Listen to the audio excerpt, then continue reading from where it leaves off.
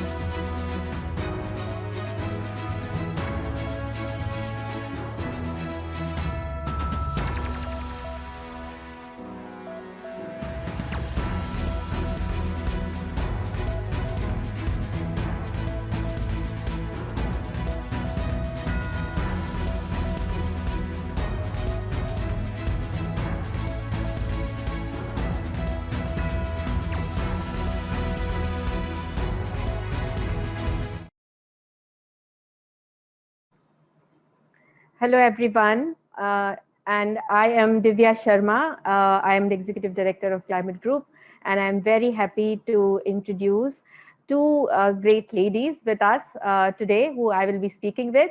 Her Excellency Ambassador Ritva Kokeronde, Embassy of Finland, and Her Excellency Deirdre Kent, who is a Canadian Acting High Commissioner to India and Ambassador to Nepal and Bhutan.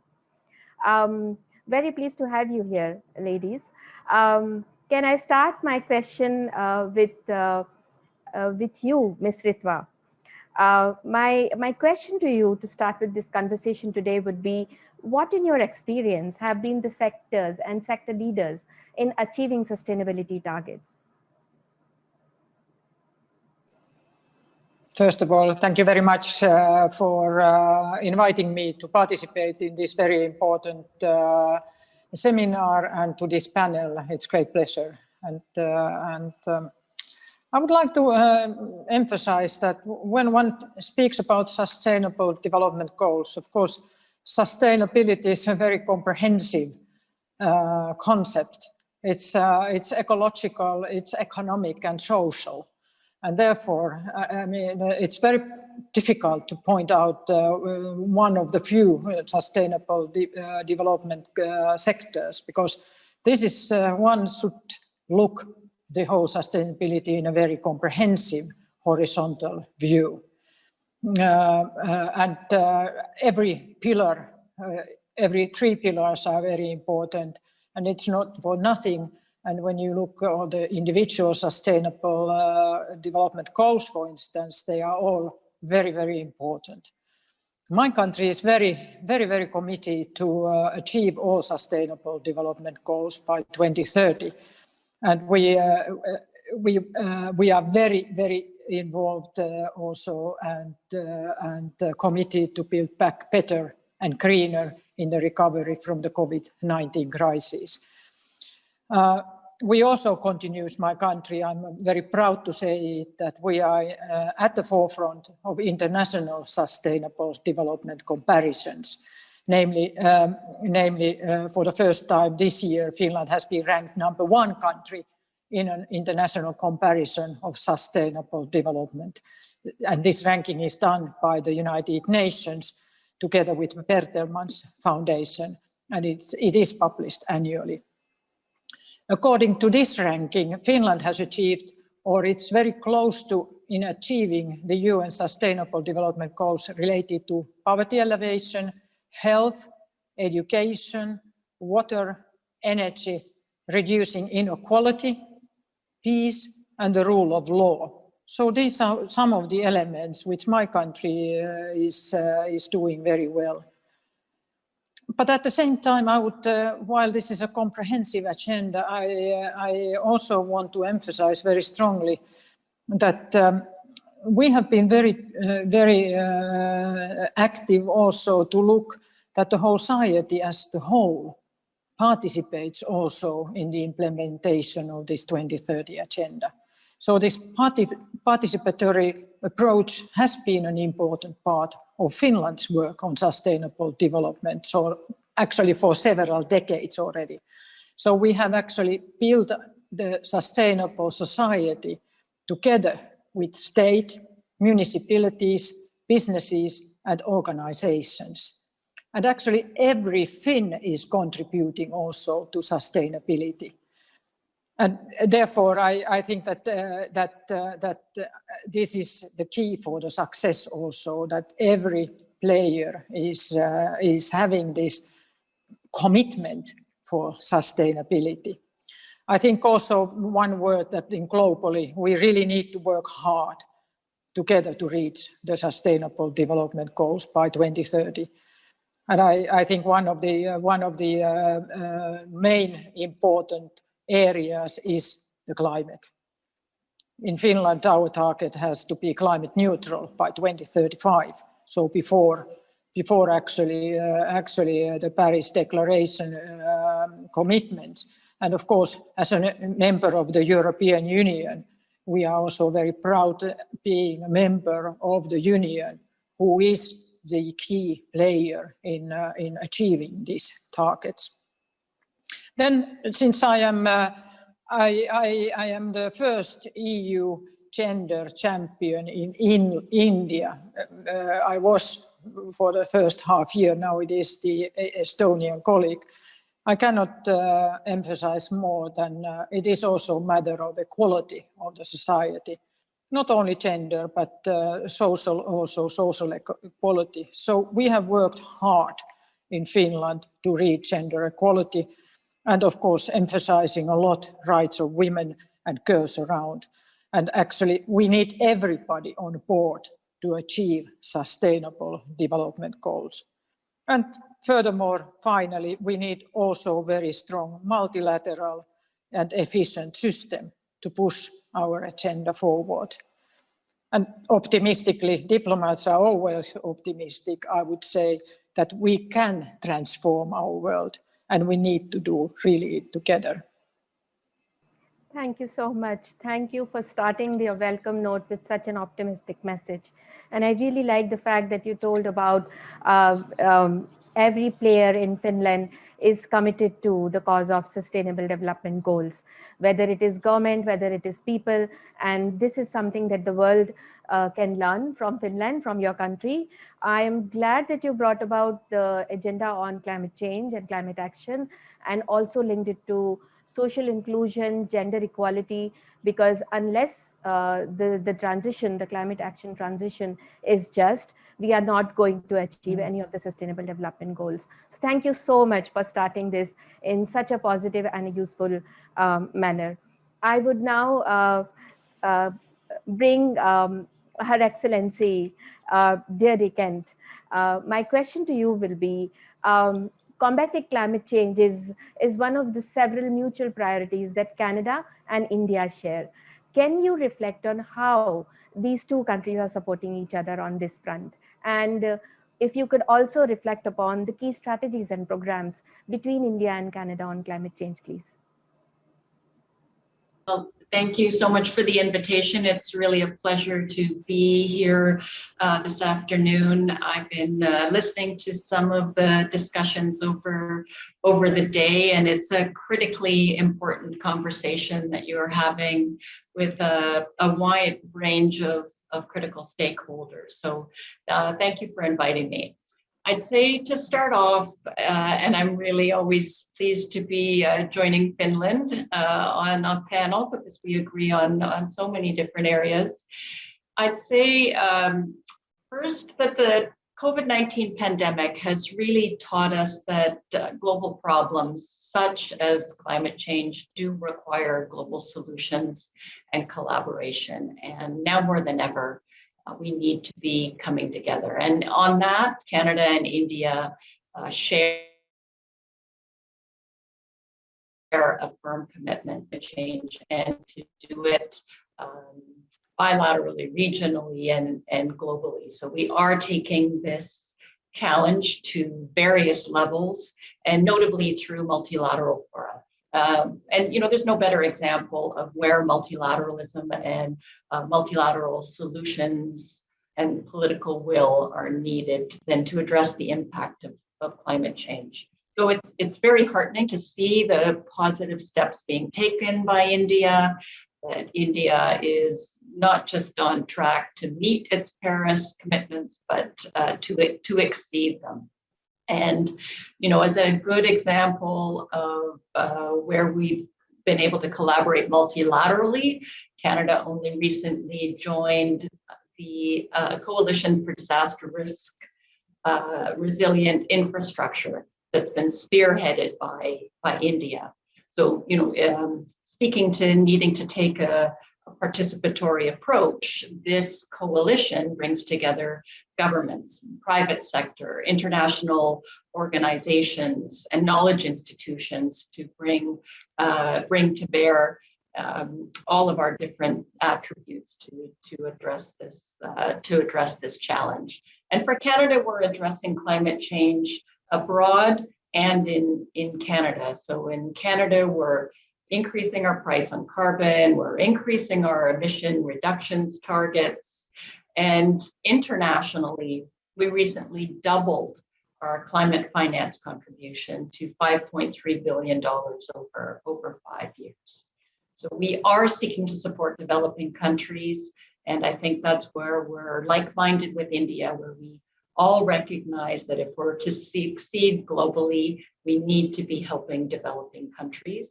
And we're particularly focused on development finance, that they need to achieve their SDG objectives and climate objectives.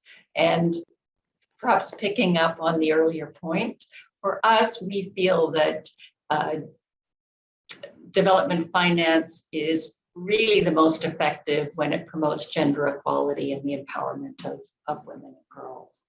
And perhaps as a last point on that, I would say, of course, the private sector capital has a critical role. Government financing is not going to be sufficient to promote climate change. So the levels of investment required to address climate change are going to require active engagement and partnership with the private sector, and there's a lot of potential there.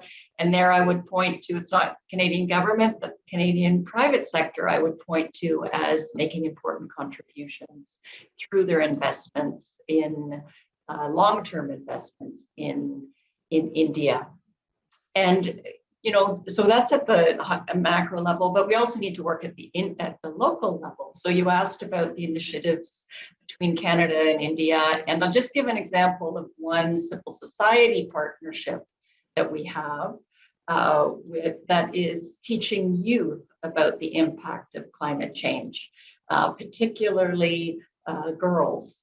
It's in 110 communities, and it's showing how they can reduce their carbon footprint. It's making them leaders, providing internships. So it's the various levels, whole of society, as the ambassador said.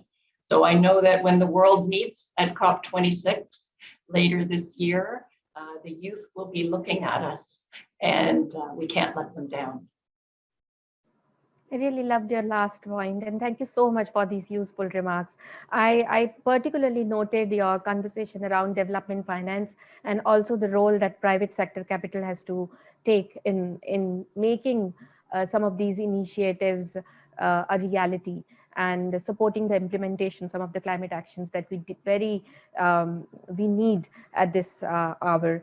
You also, and I like the fact that the government of Canada is working with government of India hand in hand on government initiatives, because that brings in domestic context into play, which is very, very important for a country like India, which has diverse social backgrounds and geography, and also economically different areas display different kind of context. So very pleased to hear from you, Jerry. I would like to now go back to Ritva on that, and I think Jerry has made a very good connection to my next question to you, which is you will agree that not all countries will achieve SDGs at the same time, and there will be lags and delays in the process. In your mind, how can the developed countries support developing countries to achieve their sustainability targets? And is there a case, and how profoundly this has been outlined in Finland's agenda for India?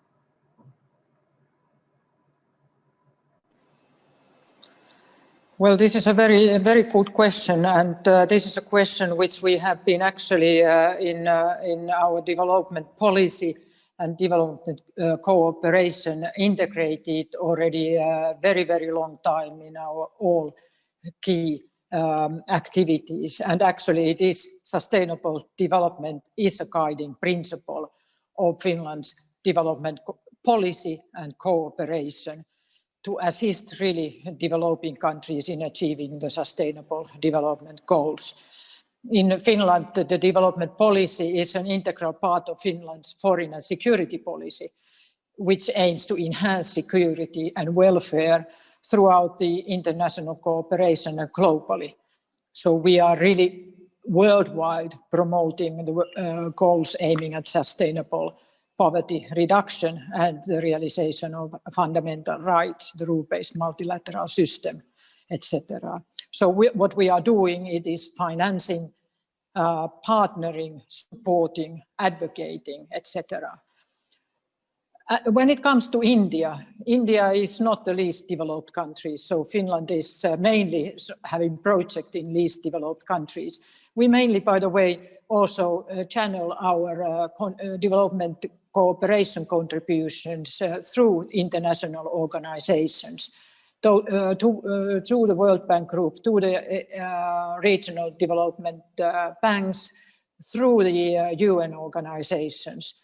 And we are very strong supporter, actually, voluntary supporter also in all of these. And then again, needless to mention that the European Union is also a very strong contributor. But like Canadian colleague was just saying, this is not only the government financing, it is really the private sector and actually individual persons who are playing very important role here. When it comes to our cooperation with India, actually our prime ministers met virtually last March, and they agreed in a couple of principles in our cooperation, future cooperation. One is, of course, digital cooperation, because Finland happens to be one of the leading countries in innovations, and so does India. So we can find there very many similarities. But the other one is sustainable partnership as well. Third, by the way, is education and the scientific cooperation. So actually all these areas can be change makers in our cooperation and sort of pave the way to sustainable solutions, whether it is energy, whether it is water management, whether it is really innovations or digitalization. How do we use platforms, for instance, to promote a more sustainable world? I notice also that, and for instance, in energy, of course, renewable energy or waste to energy, electricity storage, energy efficiency, etc., etc. So this kind of partnerships, I think, are very, very important, not only bilateral, but also between the European Union and India and globally. And there is always this element of sustainability. It happens to be that sustainability is becoming, fortunately, actually a sort of win-win or value added for global companies also. So you see when you are visiting really also in India, big multi-global conglomerates or system integrators, you always have in their vision also sustainability. So I think this is exactly how we see it, that we have to include sustainability in our mindset and in our thinking and in everything what we are making, and having also assessment.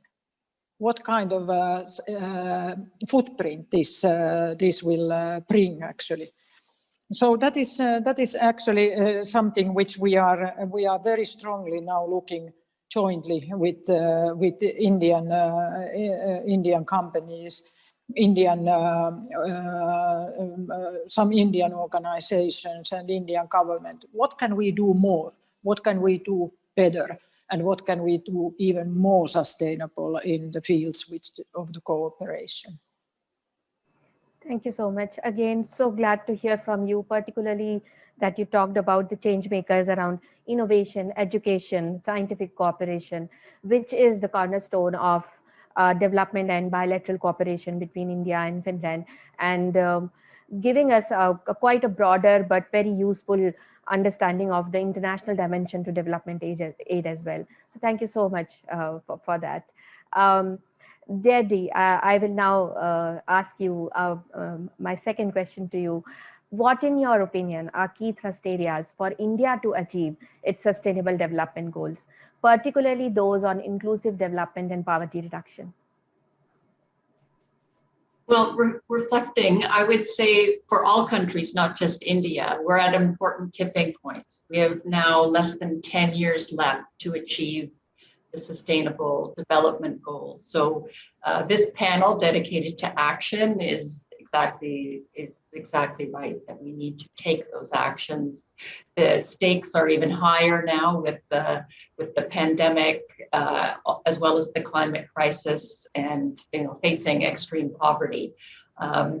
So we do need to, there is a way, speaking of the ambassador's optimism, there is a way to recover and build back better and be inclusive and sustainable. And the 2030 agenda sets forward that path. We have ground to make up because of the pandemic, but we do want to see a future that has the prosperity and the resilience that is envisaged by the 2030 agenda. So first, I would say for India, but for Canada and for all countries, it is a universal agenda. I would point to how important it is to think about women and girls and marginalized communities. They have faced the brunt of the pandemic, and they are so important as we're looking ahead to achieving the SDGs. They need to be part of the solution. They need to be part of the innovation, but also recipients and benefactors of our work to achieve the SDGs.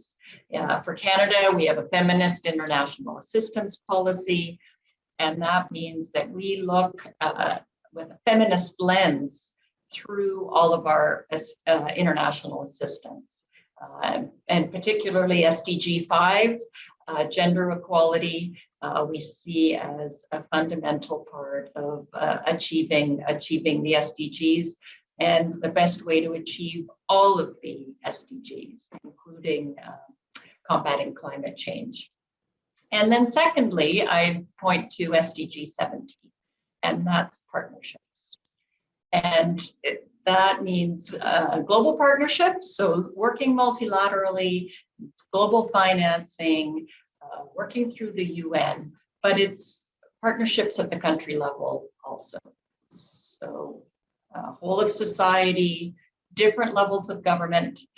Canada, like India, is a federation. Many of the SDGs are within the responsibilities of our provinces, education, health. So we really need to be partnering with our provinces, and so does India. I love the way there's actually a bit of a scorecard in terms of tracking the SDGs. So you see how different states are doing. I think that's a really best practice. And everybody has a role. So it's at the individual level, it's at the community level, youth, private sector. So I think if India is going to achieve the SDGs along with the rest of the world. It's part of the how we achieve the SDGs, not just where we focus on the what. So certainly I can confirm Canada is committed to taking action and cooperating internationally, and we really do want a future where no one is left behind, as is really at the core of the SDG agenda. Thank you so much, Daddy. And I really like how you summed it up, that all the stakeholders together, coming together in partnership, and you talked about SDG 17, can make a change. And I'm glad and really honored to be talking to both of you, Ritwa and Daddy, today. And ladies and gentlemen, this is Ms. Daddy Kent and Ms. Ritwa Konkuronde, leading away on climate action, on SDG goals through international cooperation, representing their countries. Many, many thanks for being with us here, and it was a pleasure talking to both of you. Over to you, Kavya. Thank you very much.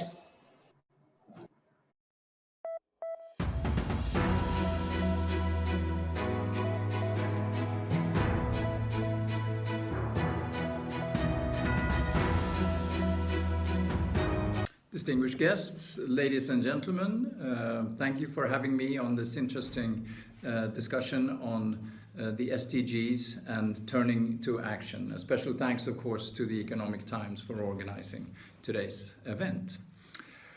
Adhering to the 2030 Agenda and delivering on the SDGs constitute an overarching policy goal and framework for Sweden nationally, but it also involves making personal and corporate commitments. And I think it's safe to say that ideally it should permeate everything we do, from the individual to the national and international levels.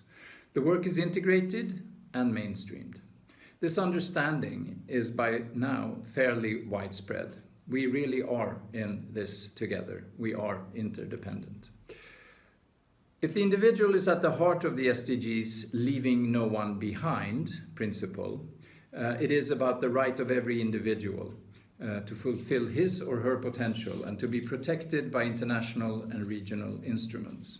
At the end of the day, we're all responsible for assuring the success of the SDGs. We as governments, we as individuals, and also corporations, all alike. Sweden is in every way an early adopter. As strong supporters of the United Nations, large donors to international development cooperation, both multilaterally and bilaterally, we are fortunate to be in a favorable position in implementation of the 2030 Agenda.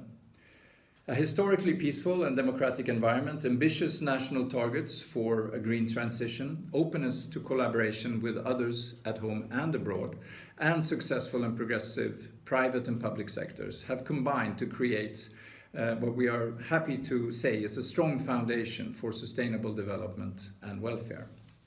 I'm pleased to note that Sweden ranks highly in many international comparisons on SDG implementation. For instance, in the Sustainable Development Report, this year's rank is second in the index. With the increasing focus that we're seeing today on the environment and on climate change, there's also more and more scope for the adherence to the SDGs and for their implementation. After a summer of record temperatures, after all, excessive rains, flooding many parts of the world, including here in India and in Europe, these and other reminders abound before the impending COP26 in Glasgow. I think it's fair to say that many see increasing scope for the private sector to play an important part.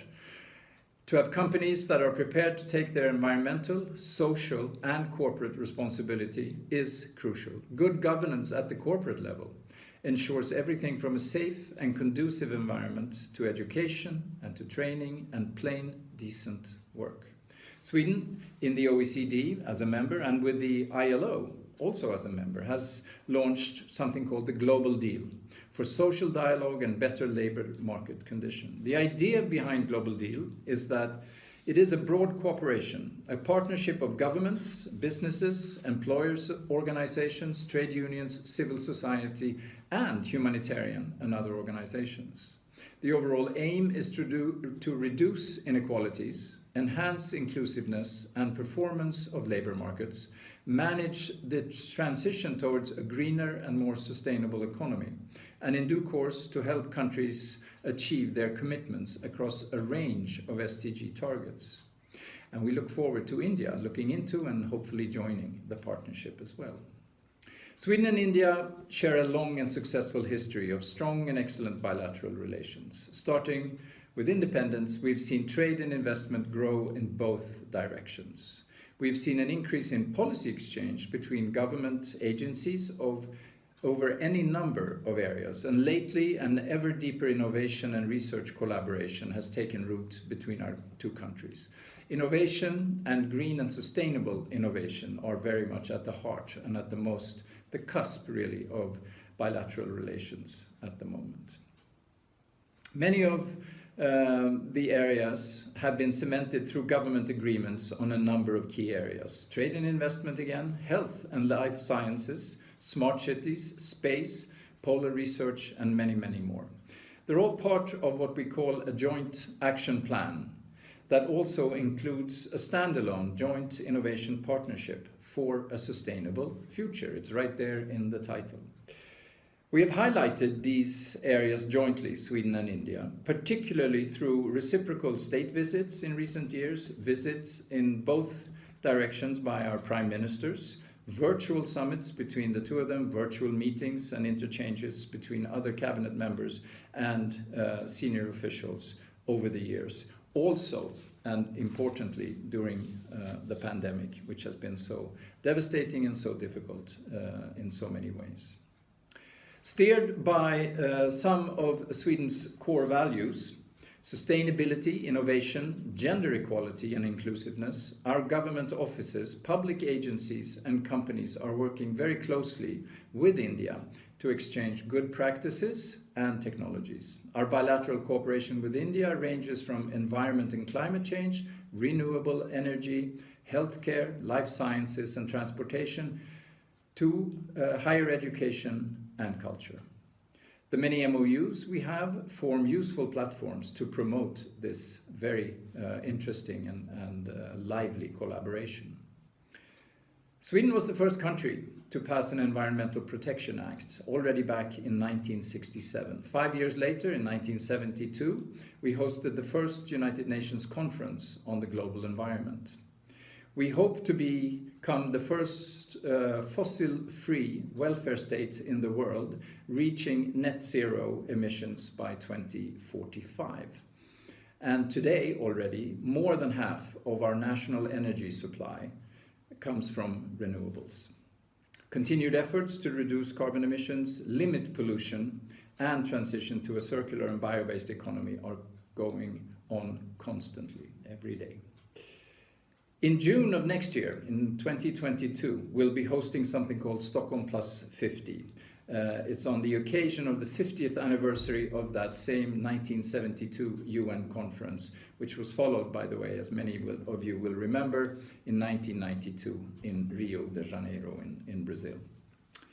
On this particular note on the environment and international cooperation, let me also mention that India and Sweden together chair something called the Leadership Group on Industrial Transition, acronymed LEAD-IT or LEAD-IT. It was launched at the UN Climate Action Summit 2 years ago in 2019, and the aim of the group is to reduce carbon emissions in heavy industries such as steel and cement, for instance, heavy polluters. The leadership group works to promote innovation and technology exchange, as well as to share experience on how politics, academia and business can work together to drive this positive transition. The environment ministries from India and Sweden facilitate cooperation, and they are currently working together, of course, and look forward to working together in COP26 in Glasgow. Today, here in India, there are well over 200 Swedish companies, closer to 250 actually, established in the country, creating hundreds of thousands of jobs directly and more than 2 million indirectly. Contributing to Make in India and Atmanirbhar Bharat, 55 companies manufacture in India across more than 10 states, and they are active in many, many different business sectors, including, for instance, industrial equipment and manufacturing, IT electronics, health and life sciences, business services, retail consumer goods and other services, automotive, to name just a few. Ericsson, Atlas Copco, Sandvik, AstraZeneca, IKEA, H&M, Volvo, etc. are all responsible household names, I believe, here in India. Inspired and guided by the SDGs, the Swedish companies have incorporated gender and sustainable practices within their corporate social responsibilities, including in value chains, something we are very happy to note and something we generally, as Team Sweden, are very, very proud to mention. These companies follow international guidelines and manage risks related to human rights, working conditions, the environment, climate, and corruption. Their business models actively promote sustainable business and green solutions based on economically, socially, and environmentally sustainable development. They also invest heavily in research and development, and they see India, all of them, as important, of course, for their strategic innovation development for the future. India and Sweden are both home to highly dynamic and progressive startup ecosystems across sectors that are churning out disruptive innovations and business models to collaborate and co-create. Innovations in medical technology is the healthcare of the future. Startups from both countries are playing an important role in addressing some of the most pressing challenges posed by the current COVID pandemic. Like many other markets, the time is ripe for healthcare startups to capture consumer interest through innovative and technologically driven strategies. An India-Sweden health hub at AIIMS in Jodhpur, Rajasthan, has just been initiated to create opportunities to collaborate and to co-create. Finally, and on the social dimension, Sweden has come a long way in making sure that women and men are treated equally in the workplace. A family policy that supports working parents with the same rights and obligations for both women and men makes it easier for parents to find a decent work-life balance, adding that last possibility, hopefully, to what we talked about earlier as decent work and a conducive and sustainable work-life situation. Ladies and gentlemen, we're very excited to continue the journey of cooperation, collaboration, and co-creation with India in contributing together to the 2030 agenda. Let's do that exactly that way together. Thank you very much for giving me this opportunity. Best of luck and see you soon. Thanks.